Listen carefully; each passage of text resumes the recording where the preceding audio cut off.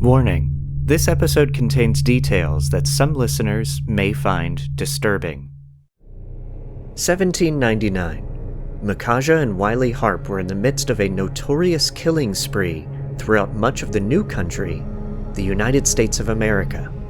The Harpe Brothers, as they refer to themselves as, are now part of the American frontier legend and folklore, being called America's first serial killers. Though much of their exploits are more fiction than fact, the Harpe brothers were indeed river pirates, thieves, kidnappers, and murderers. They've inspired tales, stories, books, and movie characters, but their crime spree left a trail of blood and terror wherever they went.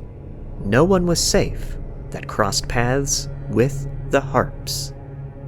This is a study of strange.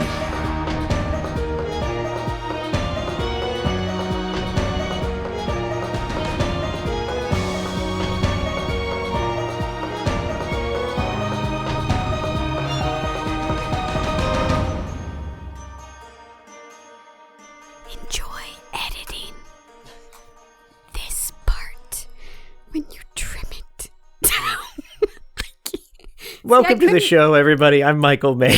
I couldn't do ASMR because I'd laugh too much during it. And my guest today is trying to turn my podcast into an ASMR podcast, which I would probably be more popular if I did that. So you have a good point. Popular? This is Amy Schwerbe. Is that how you say that? We've been married for almost 10 years and you still don't know how to pronounce my last name? And she just gave away the secret. This is my wife, Amy Schlerb, everybody. Welcome to the show. Thank you. It's nice to be here. I feel like I'm having deja vu. Well, you are a little bit. So Amy was my first guest ever when I did a test episode. I covered the Bermeja Island, which is an island that disappeared, as a little fun test episode, and I still haven't released it. I will release it on Patreon. That is my plan. I was really good in it, so maybe you should just release my part of it. It would be better. You could cut yourself out of the whole thing. Release my audio.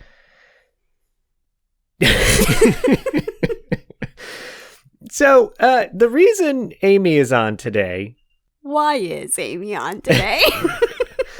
is I had a couple of people back out, so she's being very nice to come on my show. I'm not even second choice. No, you're probably not third, fourth, fifth. What number on the list was I? Maybe 12th. There we go. No, not that far down. But the truth is that you don't listen to your husband's podcast, to your husband's wonderful podcast. How dare you? Because Amy famously does not like anything remotely somewhat scary or suspenseful. How would you describe your... I have a very active imagination. Images and ideas stick with me very, very easily. And so stuff that famously my husband might say, "Oh, this is not scary." I will say, yeah, but I don't like having that image or that idea in my brain while I'm trying to go to sleep, basically. Right. It's that kind of thing. And why you actually may be perfect for this episode tonight is because we will be dealing with subject matter that I would normally keep you far away from. Great. But the two men we're going to be talking about, they're America's first documented serial killers. They are so horrendously bad that I need somebody on to to make fun of the situation and the people. We got to lighten this up a bit. Before we dive into this, though, Amy, why don't you tell everybody about who you are and what you do? So as much as you want to share. Last time you were on my test episode, no one heard that, so it's not like... No one heard it, but I did not do any of that. I did not do a good job explaining the kind of things that you do. So I would love for you to explain yourself. Explain myself. Okay. Hi, I'm Amy Schlerb, and I am famously not into scary things. In addition to that, I am an actress, and I am also a life coach. So I help people make intentional change in their lives through the magic of personal development. There you go. And at the end of the show, I'll have you share places where people can find you, and I'll have links in my show notes for everybody interested in that. Yeah, so today, Amy, as I already kind of started, we are going to be talking about America's first documented serial killers, which is an important distinction because as long as there are humans, there have been serial killers. So these are the first documented American serial killers, known as the Harpe Brothers, which included Micajah Harpe. His nickname was Big Harpe, and Wiley, who was known as Little Harpe. And you have a look of either confusion or... Well, I was going to call him Lil Harpe. Well, I wrote it down as Little Harpe, I think. Okay. And sometimes I wrote think it down funny. in my notes as, yeah, absolutely. Lil Harpe. So like a lot of tales I've been drawn to and cover on this show, the legend around the Harpes has kind of outgrown the reality, the fact, the truth of the matter. And in all honesty, this is the hardest story I've researched on my podcast so far because it is so much folklore and legend that it's actually, it was just really tough to even figure out a timeline because there's so much contradictory kind of anecdotes and statements and names and times and stories. So what I've done is I've whittled it down to what I think is as close to the truth as we can probably get today. I am happy to be wrong with that. And listeners, if you are interested in the story of the Harpe Brothers and you've done your own research and you've done a lot of writing and reading and whatnot, I am more than happy to be wrong, and I would love to learn more. So you can message me at astudyofstrange@gmail.com and then let me know. Don't email me though. I don't want to know anything Amy. more. No, she's not going to want to. That is certain. And while we're on that call to action, I should also say that if you like the show and like these topics, please make sure to follow the podcast wherever you listen to podcasts. Amy's making me nervous. I'm messing up tonight. No, I just wanted to say you should also subscribe. Yes, you can subscribe, but not everybody calls it subscribe anymore. That's what I learned. What? Sometimes apps is just a plus button, and it just means like follow, but it's the same thing. Smash that plus button. Smash that plus button, everybody. And if you really want to support the show, check out our Patreon, where you can get additional exclusive content. All right. Like ASMR. So the Harpe Brothers, the Harpe Brothers' terror spread out across the new country of the United States because this tale takes place during and right after the Revolutionary War in the late 1700s. And they committed crimes in Mississippi, Illinois, Tennessee, Kentucky, amongst other places. And the terrifying thing about the Harpe Brothers is that it seems that they were drawn to violence. At least that's the way the tales are told. They weren't killing people to rob them. They were killing people just for the good old fun of killing funsies. People. Yes, and every decision we know that they've made revolved around war, piracy, rape, pillaging, the pruning of hedges in many small villages. They Yes. sound delightful. Yes. So who were the Harpe Brothers? It was, I don't know, tell me. That's what I'm about to do. Okay. Yeah. So Micajah Harpe, as I mentioned earlier, and Wiley Harpe. Sometimes you see Wiley's name as Willie. They were born in Orange County, North Carolina in the mid-1700s. And their story, the way it starts, is symbolic of the rest of their story, which is it's really hard to figure out what is the truth and what is not the truth, because they may not have actually even been brothers at all. They may have been cousins, but told everybody that they were brothers. They always refer to themselves as brothers.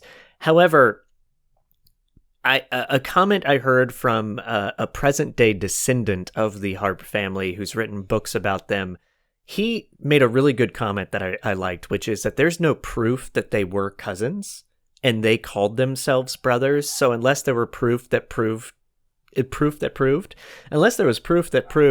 they were cousins and not brothers, you kind of have to take them at their word for it, because there's just no evidence that they were cousins at all. It's just people decades and hundreds of years later kind of trying to deduce who they really were. And that makes sense to me, so I'm going to refer to them as brothers. There's also debate about when and where they were born, because most accounts say that their father immigrated from Scotland and settled in North Carolina in like 1760s or 50s, and the boys were born in 68 and 70. However, and that's 1768 and 1770. However, some accounts say that the Harpe brothers were born in 1748 and 1750 and immigrated with their father into the country. Again, I'm kind of making my own assumptions about their tale and my own deductions, I guess I should say. I believe they were born around 60 and 70 for reasons that we will come across in the States. But I'm going to be calling out these kind of contradictory facts and their contradictory anecdotal statements about the history of the Harpe brothers. Now, Micajah was the oldest. He was born likely in 1768. That's Big Harpe because he was bigger. And Wiley was actually born Joshua Harpe, but he went by Wiley, and he was likely born in 1770, and he was known as Little Harpe. Their name was originally Harper, but they dropped the E and the R. Today we always spell it with the E, but they actually might have taken the E off themselves. No one actually knows why they did this. There's a lot of assumptions. Almost every article I read has a different story about why they changed their name to Harpe from Harper.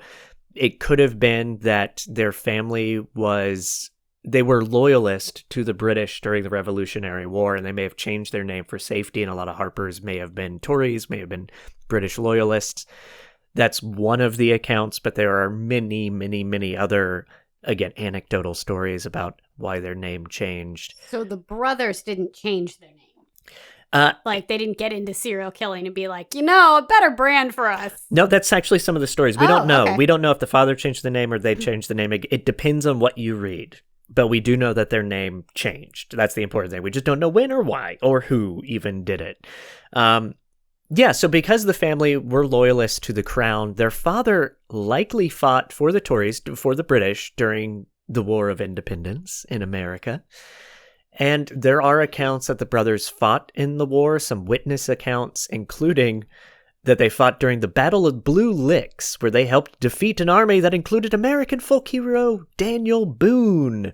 But that is most likely not true at all. That is just history trying to lump the brothers into these things. Again, in my deduction of their story, they were too young. They were kids during the Revolutionary War. It is likely their father fought for the British, though.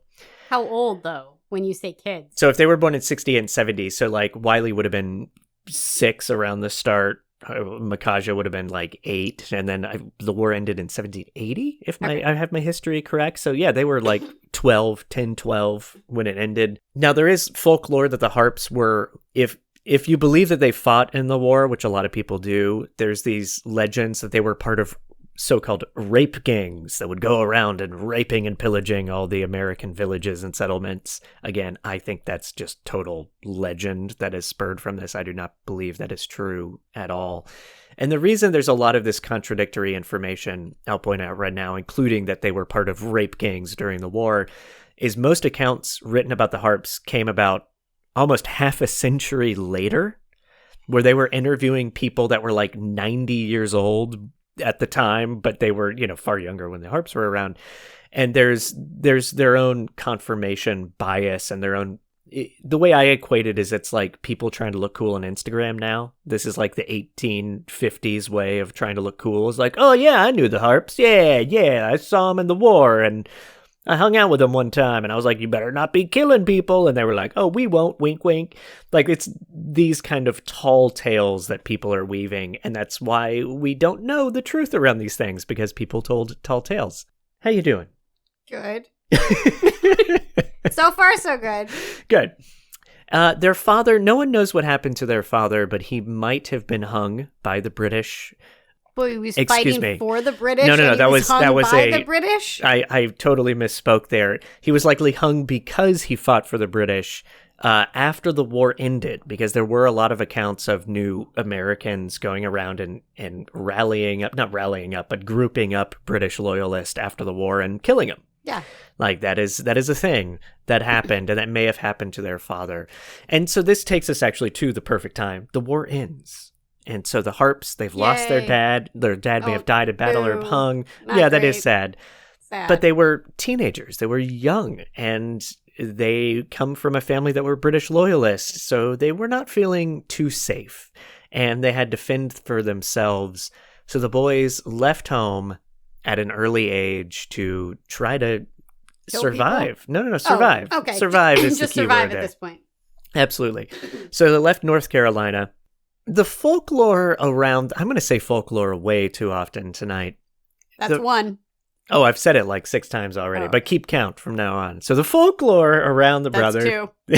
this time is that they were looking to start anew, and they moved and lived around the Appalachians, the Appalachian Appalachian Mountains. Thank you very much. And they traveled with a tribe of Cherokee who would attack colonist settlements from time to time, and the Harpes lived with the Cherokee for around 12 years.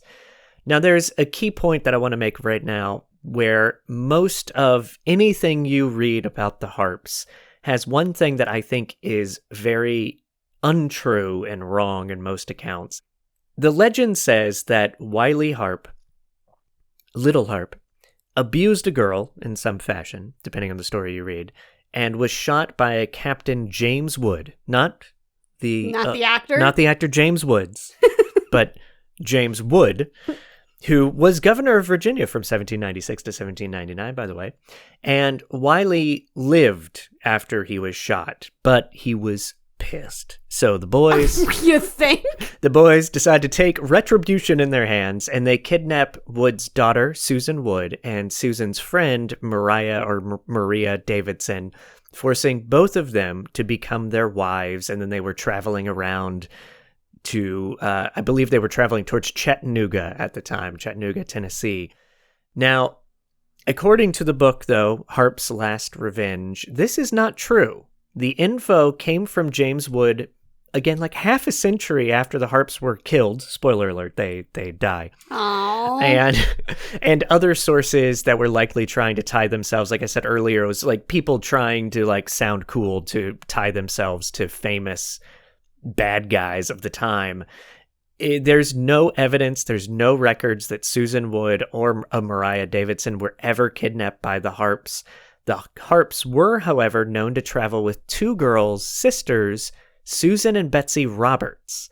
And these are likely the 2 women that traveled with the Harpes for many, many, many years that people referred to. It was not James Wood's daughter. It was Susan and Betsy Roberts. And yeah, that's just one of the most interesting things I've come across in this. So when you see videos, when you read accounts, when you read blogs about the Harpe brothers, Susan Wood, I'm 99.9% sure, was never part of the Harpes' life and was not kidnapped and not forced to become a wife of one of them. Were the other ladies in on it? That is up for debate. You're going to find some interesting stuff about the ladies in this story. Oh yeah. Hang on to that thought. Noted. Yep. There's also no record of Wiley getting shot by James Wood, which you would think there would be some sort of record of within the military of the time. So again, feel free to disagree with me, listeners out there that know this story, but that's where my reasoning is at the time. So the brothers, they're traveling with the Roberts girls. They're trying to survive. And one of the stories goes that a man named Moses Doss sees the group, meets the group, and is like, these women, they don't seem like they're happy traveling with these 2 dudes. So he starts to suspect something. The Harpe brothers are like, he's starting to suspect something.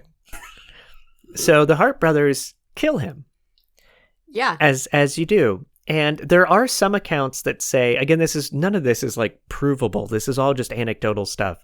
One of the accounts I read says that Moses Doss actually assaulted one of the women, and that's why the Harpes killed him. That's why they were unhappy.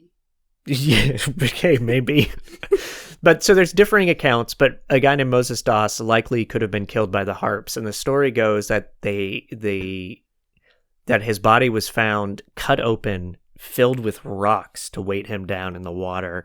And this becomes a bit of a calling card for the Harpe brothers, because apparently a number of other victims of theirs were cut open and filled with rocks. Why are you laughing? What's going on? We're the Pebble Bandits.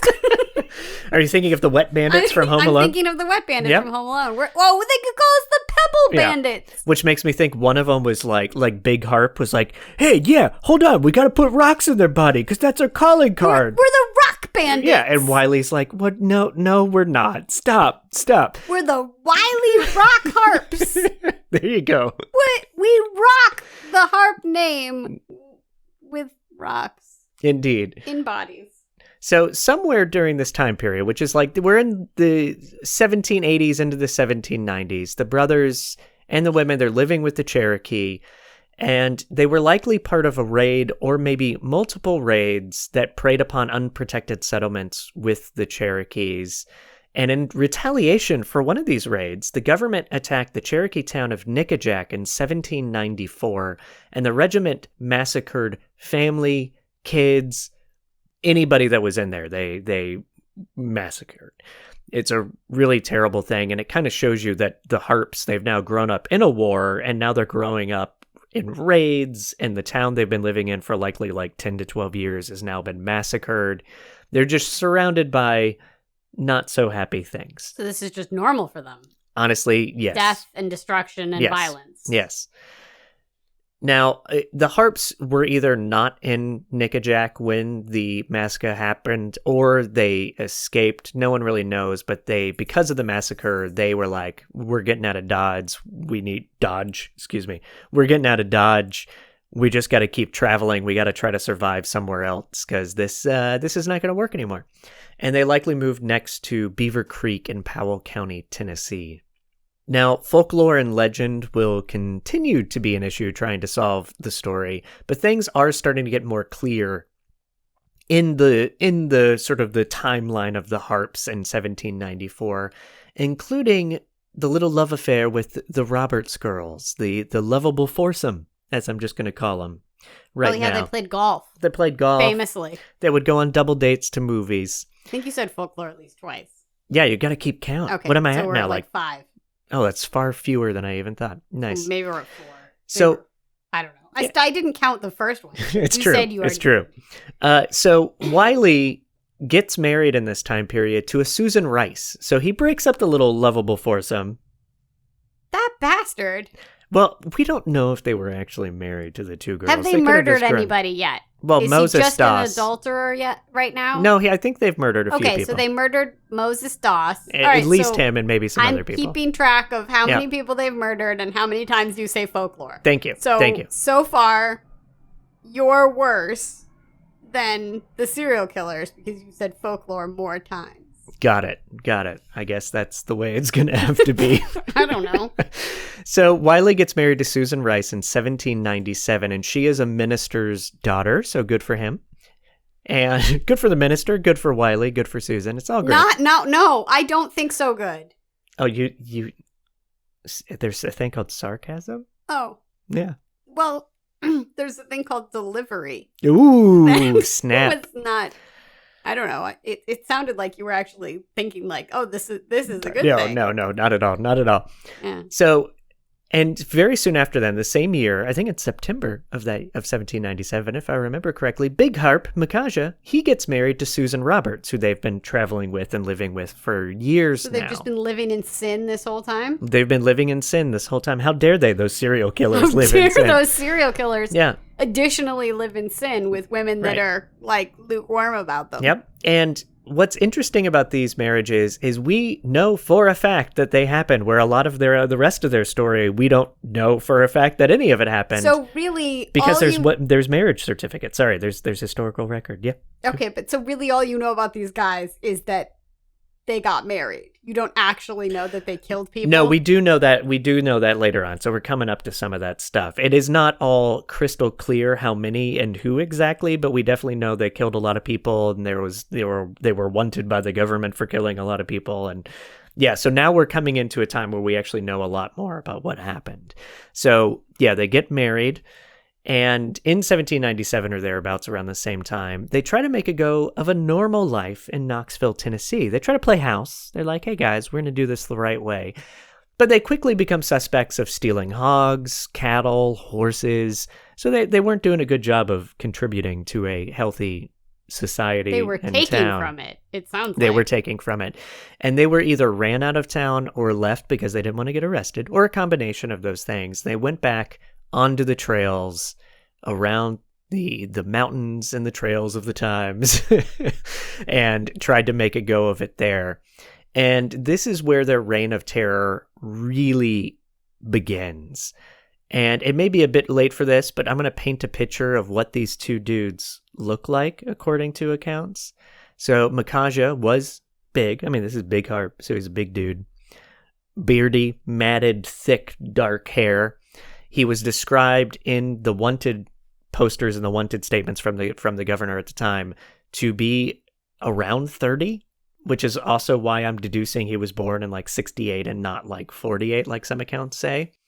Wiley Harpe was much smaller. He also had sort of matted long hair. Neither one of them wore hats often, which was not the normal way. That is not in style at the time to go hatless. That was a thing. Like, that was a way to describe people. It's like, doesn't wear hats. Yeah. I mean, that's the way people described men until like the 1960s. Like, they'd be like, oh, he doesn't like to wear a hat as he goes out there into the day. Yeah. Okay. It's a big deal. It's a big deal. Wiley, the younger one and smaller one, was considered the brains of the operation. Always. Yes. And one terrifying aspect of Big Harpe is that it's said that he loved to use a tomahawk as a weapon to commit his murders. And murders, they are about to do a lot of. So hold on to your britches. Amy's giving me some kind of weird look that I can't quite figure out. Well, I'm trying to go back in my brain about that. You said something about that it was like weird that he used a tomahawk on his victims, or you said something about that being, I don't like, know if it's weird. You made a note of like it was important or it's important because that's his, like, it's almost like another calling it's card. Another calling card. Like, Okay. Big Harpe preferred the tomahawk. Almost anyone, so the legends say, that came across the Harpes hiding out or staking out people in the trails and passages of the Cumberland Gap, which is where they were for a long time, were killed and robbed. And one of the few people to survive was a guy named Reverend Lambeth, I'm going to say, who was sure he was going to die when these two knotted-haired, non-hat-wearing people stepped out of the trees and the brush to attack him. Always the non-hat-wearing people. Always be scared of the people without hats. And the stories say that the Harpes saw inside the guy's Bible, like, you know, they were collecting his things, and inside the Bible was George Washington's name. Like, George Washington had signed it for this reverend. And they actually liked Washington, even though their dad was a British supporter. So they're like, George Washington, he's a cool cat. That's pretty cool. Oh, you got that's awesome. You got a signature? Way to go, dude. Here comes the general. The Hamilton reference. Never mind. You're not going to get it. No. That was for anyone on this podcast that knows Hamilton. There you go. Which is probably a lot of people. I'm going to sit over here by myself now. So anyway, the Harpes let the Reverend go, and they crept back into the darkness of the brush and shrubs along the trail. And this is the way, as much as this Reverend survived, this is what they would do. They would kind of camp out, almost like Robin Hood, except they weren't a nice Robin Hood. They would like hang along the trails in the Cumberland Gap, wait for people to come around, jump out, and be like, gotcha, and then like kill them and stuff. Rob from the anyone, murder the anyone, give to themselves. Yep. Exactly. I mean, that's honestly a very nice way to describe the Harpe brothers. Now, all three women, because Big Harpe, Little Harpe, they're married to both named Susan, by the way, and there's still that third woman, the other Robert's sister, who has been with them for all these years. They're all traveling with the Harpes. All three women. She stayed? Oh, yeah. Well, I mean, of course she did. Just wait, Amy. Just wait. There's more. But all three women became pregnant around the same time, and Big Harpe apparently killed one of the babies because it was making too much noise. This is just a sign to show you how evil. Whoa, you did not say there was anything about infanticide in this. I did not, and but that is again why I have you on, so we can make fun of these idiots and terrible people. Great. There are rumors that he killed all the babies, but that apparently is not true at all. He did confess to killing a baby. We know this because he made the confession before he died. Spoiler alert again. And he apparently regretted it. So good for him, right? I mean, good guy. Yeah, great. Again, sarcasm. Glad sarcasm. that he did that. Yeah. Now, outside of Knoxville, Tennessee, the brothers fell under the eye of suspicion when a man named Johnson disappeared. And this man's body was soon found in a river, chest cut open, body filled with stones. Again, the stone bros, or what did you call them? Well, I called them the Pebble Bandits. There you go. The Pebble Bandits. I think that's fun. Yes, indeed. So they had to move away from this area because people started looking for the old Harpe brothers. The Pebble Bandits. Yep, the Pebble Bandits were on the radar of the local posses. So they traveled up through the Cumberland Gap towards Kentucky, where they killed more people, including a man for a horse. And they killed another man who they suspected had money. And one of the victims along the way was a guy named Peyton. I only include that because we don't know the names of all their victims, and depending on what you read, they're different. So I'm just going to kind of drop in some of these names to add to the historic record of you can just what's make up going names. They killed a guy named Jim, and They then killed one a guy named named Bob, Jim, and then one Bob. named Latham, and then one Yep. named Sassafras, and then another one named Jim Bob Mobs. Which might be more true than most of what we hear about the Harpes. So there you have it, folks. Add that to all the rumors and folklore of the Harpe brothers that killed someone named Sassafras. I'm just going to jump us all the way to 13. We're at 13. Nice, thank you. On the folklore count. Now, tales of killing a handful of other men in this time exist as well. And babies. Don't forget, babies. they killed a baby. And this is where a lot more of the accounts of like bodies filled with stones come, because apparently some of these victims were found with stones in their bodies weighted down in rivers. And again, Big Harpe typically using the tomahawk to kill people. Now, one of the men that they killed during this time was named John Langford. Some accounts refer to him as Stephen or Thomas Langford. Because those are real common, they're real similar names. Yes. John, Stephen. Yep, Thomas. But they all refer to him as Langford, including old newspaper accounts from back then. So I do think it is Langford, but, no one's calling everybody. There's no telegraph. There's, like, word travels slowly. People get these things incorrect. What if they killed all three? Like, what if it was three that they killed and it was all in the same family and they killed all three of them? Over the rest of this episode, I would normally say, yeah, maybe. There you go. On this one, though, we actually know a little bit more. So I'm going to say, nope, it was just the one Langford. And that is because... You're wrong, Amy. You're wrong. You're wrong. So the story behind Mr. Langford, as I'll refer to him, is that they were hanging out in an inn and having some drinks, having some food, and they meet this guy, and they notice that he had money, and he was traveling along the Appalachian Trail or Cumberland Gap or whatever area this is. Did they not come across a lot of people that, and not assume that they have money? Like, most people, I would think at that time, traveled with at least some money. Now, it's not... Because it's not like today. No, you don't have banks. Nobody you don't has have cash. And this is also the new United States of America. So there's not a lot of infrastructure in place. There's not... Yeah, you're right. Like, people are going to be... if they're traveling from anywhere to anywhere else, they're bringing their valuables with them. Something. Yeah. So anyway, they hang out with the guy, and they're like, hey, John or Thomas or whatever you said your name Langford. was. Thank you, Langford. Stephen? Mr. Langford. Mr. Okay. Pickles Langford, is that your name? So, Mr. Pickles Langford, you shouldn't be traveling alone because there's a lot of bad people that rob folks. Trust us. We know. You should travel with us when you leave here. Lil Wiley. Lil Wiley. Lil Harpe. But this little scene we're doing is kind of what they did. They were just like, you should travel with us. It's so dangerous out there. We'll how big my brother is. Look at my brother with the tomahawk over there, like shaving his beard with a tomahawk. No, you can't be Lil Harpe. Oh, you're little. I'm Big Harpe. It's been years since we've done improv together. This is Lil terrible. Harpe over here, and you can be Big Harpe. Okay. Oi. This. Do not sully the name of Roy Kent. I kind of picture Roy Kent as Big Harpe. No. A little bit. Refuse. All right, I'm sorry. She will walk off this podcast. There goes my marriage. All right. You all listeners, you heard it here first. You can't make fun of Roy Kent. And I wasn't even making fun of him, though. I was just using his oi He's here. and his grunts. He's there. He's every fucking where. Roy Kent. The name shall not be sullied. The grunt sound shall not be sullied.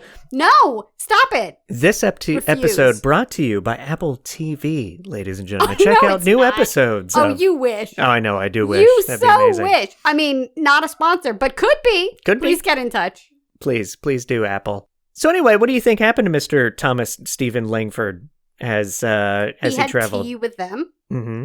They played a nice game of hearts, which I believe was popular at the time. And then, they exchanged information, Instagram handles, and he went on his merry way to live a long, healthy, fruitful life. The truth is that they quickly killed him, and because they had been with him that night at the inn, everybody suspected the Harpes of killing him, so they formed a posse, because that's what you did back then, and they caught the Harpe brothers, and all three women, all of them arrested. Oh, the inn folk did that. That was like, they were like, wait a second, Langford. The way you set that up, it sounded like the Harpe brothers formed a posse. Oh, no. Okay. So the people in town were like, hey, that Langford guy has been found killed. Buddies. Yeah, so those two guys with them that were like, hey, travel with us, they probably killed him. So a posse was formed. They caught the Harpes, and they were arrested and put in prison in Danville, Kentucky. And again, the wives were arrested as well. However, the Harpes, they're a spry couple of fellas. They escape. Well, Lil Harpe, famously small enough to fit through bars. There you go. Yeah. It's like my pet hamster I had when I was a kid who 14. Could squeeze out of the cage. Yeah. Yeah. A hamster? Yeah, I had a hamster squeeze out of his cage. They could get surprisingly small when they try to fit through things. I had a cat he was enormous, but somehow he squeezed himself underneath a copy machine at the vet. Yeah. Rather than I totally understand it. Seen. So the Harpes escape, and the wives were acquitted.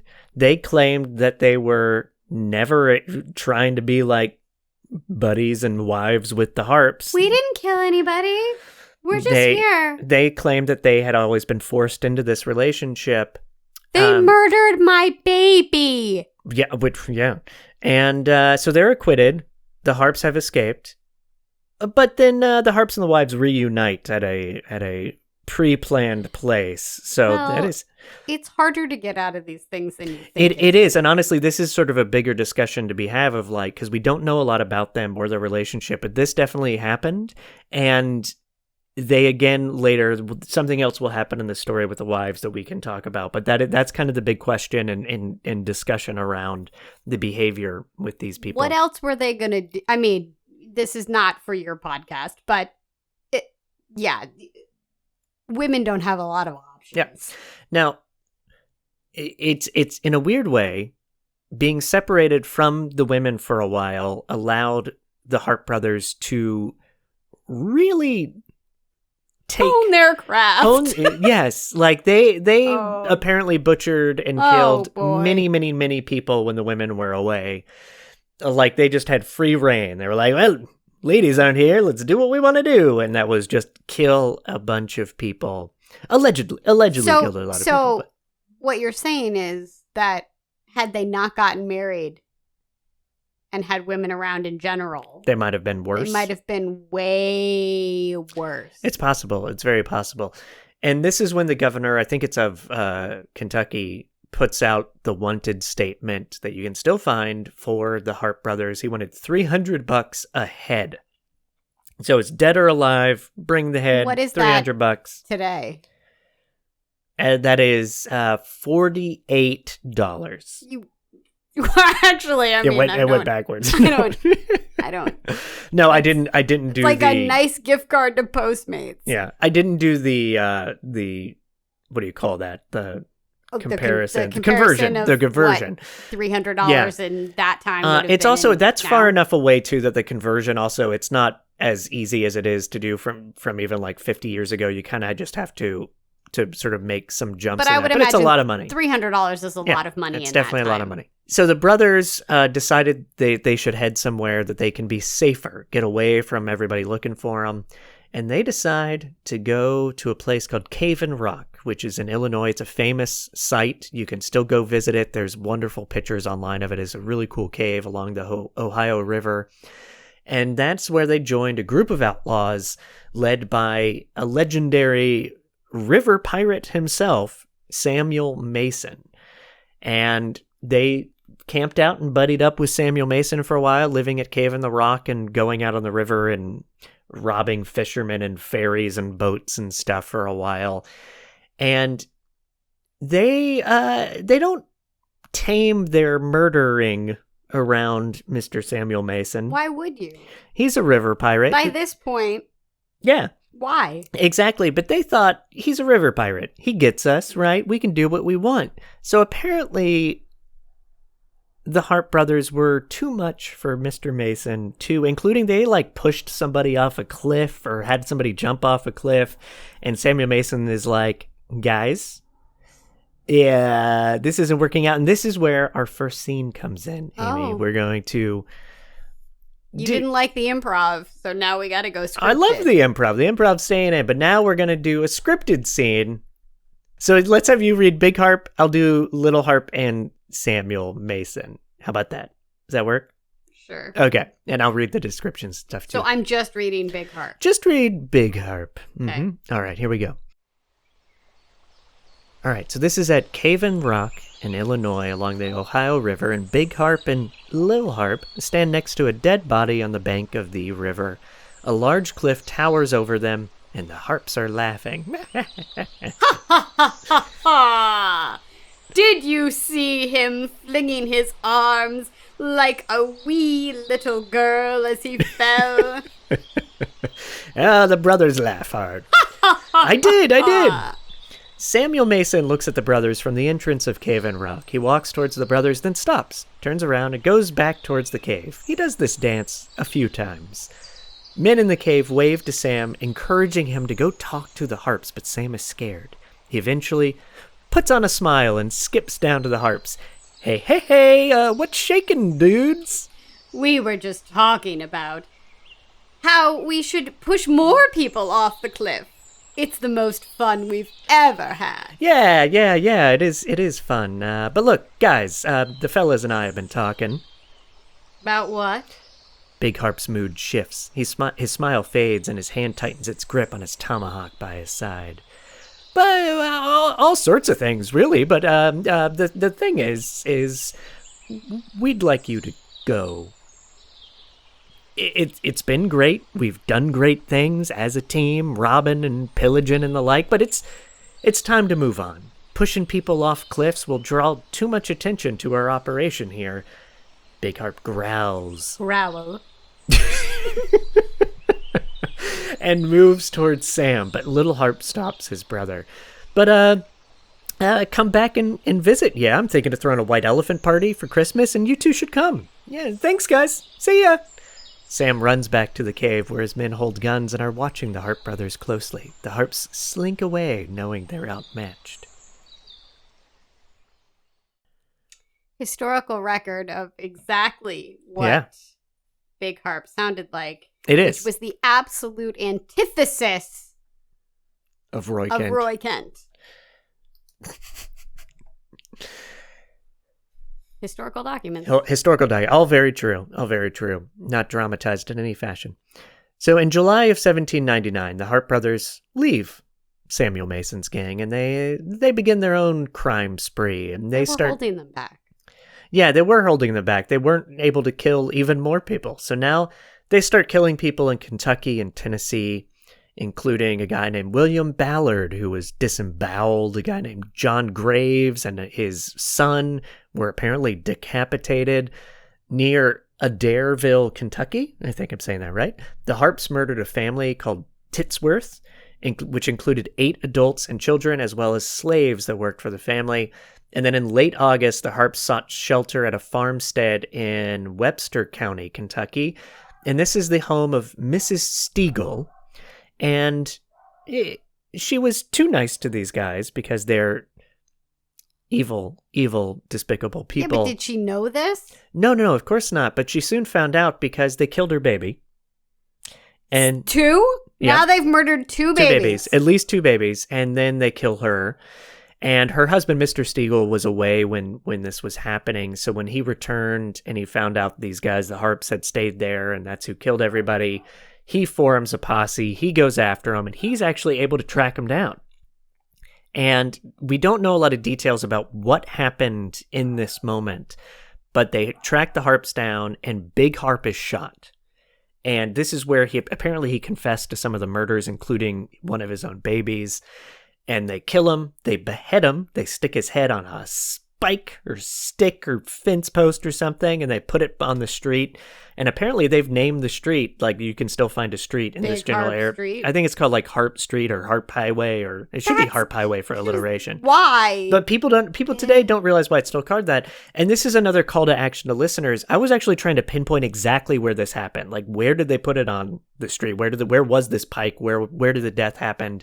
I cannot find that information, so the street named after them or the area named after them today may not be entirely correct to where this happened. So Google Maps isn't helping you with that? When I'm like, hey, where was Big Harpe's head? You don't see the head No, anymore? No, it's not on there. They must have taken it down. Apparently, it's in Union County, Tennessee. So if any listeners know where this is, please give me a shout, astudyofstrange@gmail.com, or send me a message on Instagram. Again, do not contact me. No.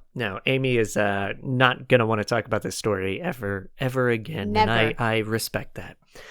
So the wives, I just call them wives, even though only 2 of them are technically wives. Well, but the wives... Why would you give them names? They're women. It's fine. Well, there's 2 of them are Susan, and 1 of them is Betsy. Susan, and Betsy. Yeah. So Susan, and Betsy were captured. They're put on trial, and they're acquitted. Again, because I don't believe they have actually murdered anyone. No, correct? And nor does the history. I don't think history even assumes that they killed anybody either. And they're acquitted, and they did, we do know more about them after this happened because they're in census records and accounts, and, I think a few, if not all of them, even remarried and had kids and all sorts of stuff. But Well, that's happy. Yeah. Wiley, meanwhile, got away. So Wiley... Lil Wiley. Lil Oh, that's Wiley. right. He wasn't... Their last name isn't Wiley. No. His Harpe. Yeah, Lil Harpe. Lil Harpe. He traveled to Natchez, Mississippi, which is a beautiful town on the river. And he was there a while. And then he's like, I miss killing. More than that, though, it's my own assumption, but I also think he was trying to find a way to make a living, and he heard that there was a bounty for none other than the river pirate Samuel Mason. His old buddy. So Wiley goes back to Cave and Rock and is like, hey, I want to join the gang again. Just kidding. Boom, boom, bang, bang, stabby, stabby. However, he kills him. And kills Samuel Mason. And takes proof, which in some accounts is the head. So he takes Samuel Mason's head to whatever sheriff had the bounty out for him. Yeah. And was like, hey guys, I'm here to collect on the bounty. And this is where our second scene comes in. Hey guys, I'm here to collect on the bounty. That's kind of what happened. So we're going to do a scene, which again... Who do I get to be in this one? Because Big Kent is already... Not Kent! Kent was Roy Kent. Cut that. Cut all of that. Do you want to be Wiley or the sheriff? Little White... I don't care. Do you have a preference? I'll be Lil Harpe. Okay. All right, so we're in the sheriff's office when Wiley Harpe enters to find a deputy and the sheriff sitting behind their desks. Can we help you? I'm here to collect my reward. Wiley Harpe drops a burlap sack onto the sheriff's desk. The deputy looks at Wiley Harpe. He recognizes him, but he doesn't say anything. Reward? Look in the bag, Sheriff. The deputy quietly steps behind Wiley, nonchalantly, and the sheriff looks into the sack. Good heavens! That there is the river the river pirate, Samuel Mason. So it is. How'd you come by this head, friend? I'm a simple fisherman. And my boat was attacked on the Ohio River a few days back by Mason, but I killed him. I'll take my reward in 10s and 20s. The deputy, out of sight, takes his pistol out and points it at Wiley's back. And, what's your name, sir? Kaiser Sose. Sose? I thought it was pronounced Harpe. Really? Wiley moves to pull his pistol, but the deputy steps forward and shoves his gun into Wiley's back. For someone that's escaped justice for so long, Mr. Harpe, you're one giant idiot. And that is the true story of how Mr. Wiley Harpe was caught. I'm sure it happened exactly that same way. Originally, I was going to, before we started all of this, I thought about doing that as The Mandalorian, and now I'm really glad that I did not, because I don't think either of these men, or you can't make him Roy Kent, and I don't want to make Lil Harpe the Mandalorian. Yeah. So, yeah. But the bounty hunter thing, I was like, yep. oh, it's yeah, like, makes sense. it's makes like sense. a bounty hunter. Yeah. And now all of our listeners know the TV we've been watching. You mean the TV everyone watches? Exactly. Wow, we've really outed ourselves with that one. So this brings us to the conclusion of the Harpe story, because Wiley was arrested at this point and hung in 1804. Apparently, between the two of them, they confessed to killing 39 men, women, and children. And some historians claim that it's probably closer to 50 people, which I would agree with because of all the accounts. And after their deaths, rumors, as I've talked about, have circulated that the Harpe brothers had committed even more than that. They committed many gruesome and heinous crimes, including there's rumors that they were cannibals, which I actually don't believe, and that they skinned their victims, which I also don't believe because there's no account of that. No, However, they put pebbles in them. They put pebbles in them. However, it is unclear how many of these rumors are true, and it is clear that they did kill a lot of people, which is what inspired and created these rumors of the time.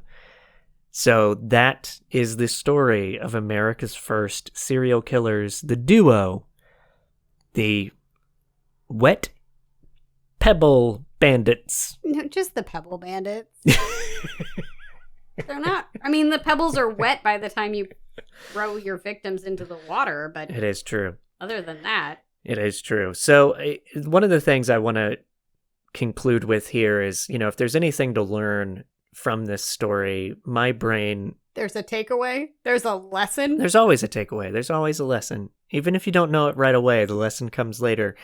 But for me, I'm always interested, and listeners have heard me expound upon this too much in the past already, but I love how the farther back you go in history, especially pre-sort of technology of lots of things, how rumors become believable fact, including like the Susan Wood story that almost literally 99% of everything I read is like they kidnapped Susan Wood and she was forced to be a wife. And then it's like, no, she wasn't. There's no record of that, but there is record of Susan Roberts, who they were with for decades, who married Big Harpe. So that's probably the Susan. Marriage certificate. There's a marriage certificate. So it's things like that, how rumor becomes fact very quickly. And most of what we know about the Harpes didn't come until almost half a century later when people started writing about them. So there's 50-ish years there before things are being written about them, where tales are being spun in bars and taverns and between neighbors and whatever.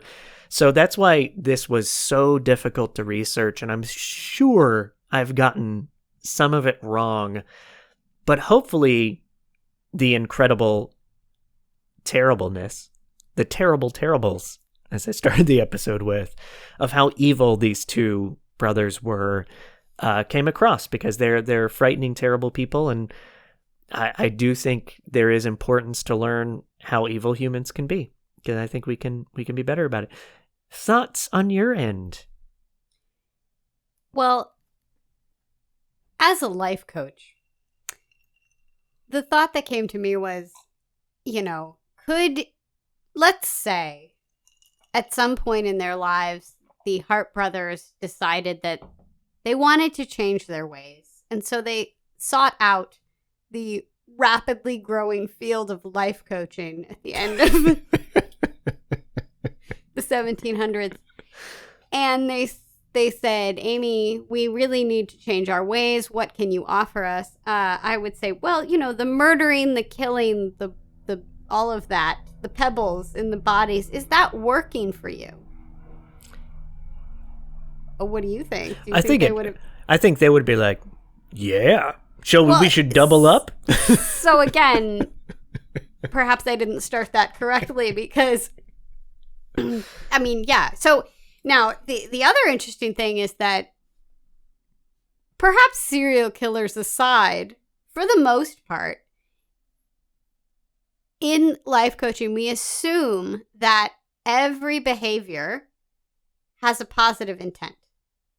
So I would perhaps sit with the Harpe Brothers and say, what's the positive intent behind all these murders? Well, so one of the quick things that did come to mind while reading about them is there's all these anecdotes of they were just pure evil and they killed to kill, they killed for the fun of it, and they wouldn't even rob their victims.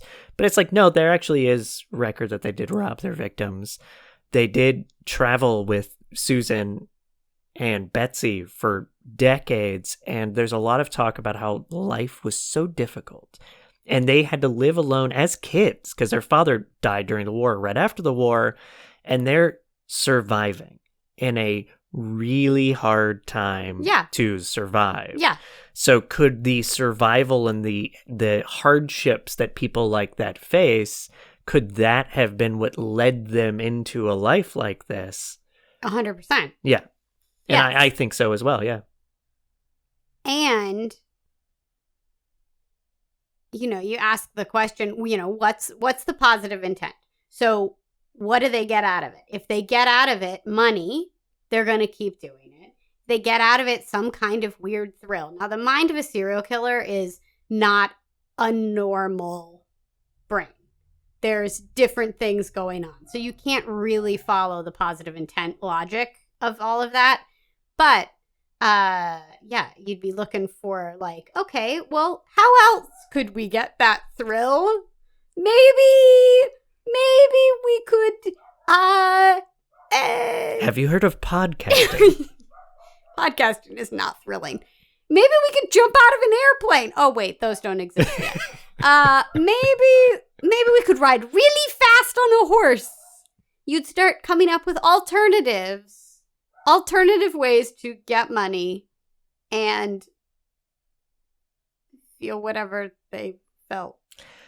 And this is it's not going to work with serial killers. I'm now making myself sound like a horrible life coach. So where can people find information about your business, Amy? This is a perfect tie-in to great.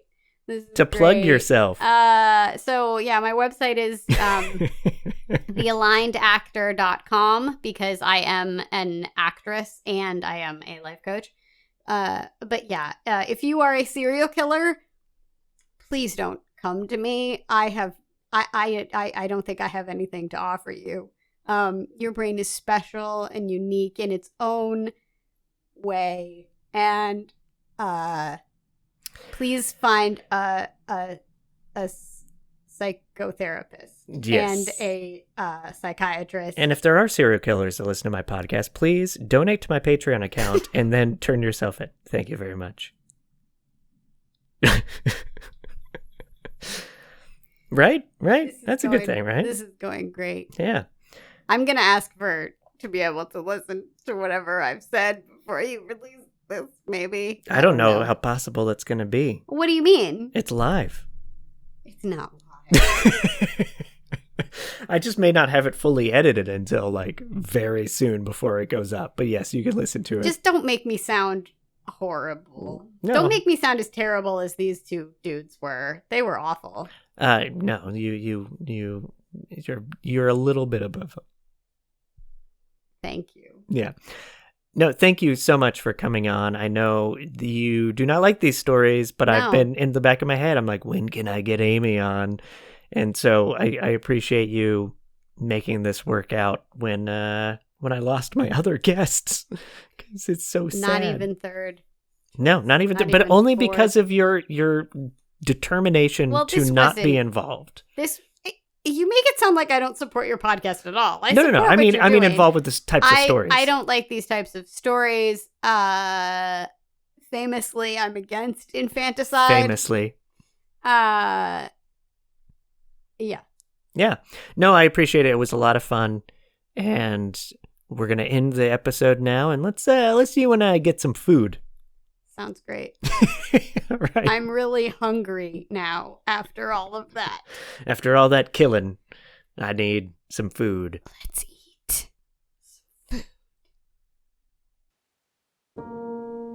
Thank you for listening to this episode of A Study of Strange. A special thank you to Amy Schlurb, my wife, for joining me and dealing with this tale of blood and murder and mayhem and keeping it light, which I thought was appropriate for the Harpe Brothers. Make sure to check out her information. It'll be in the show notes. And if you enjoy this type of content, if you enjoy stories of the strange and unknown and the mysterious, make sure to follow or subscribe. And if you really want to support the show, check out our Patreon account, which you can find on our website, astudyofstrange.com. I'd appreciate it. Coming up next week, we have a tale of murder and mystery that has truly stumped me. I'm not even going to say what it is. I just want to encourage you to stay tuned, because it's a doozy. Thank you again for listening, and good night.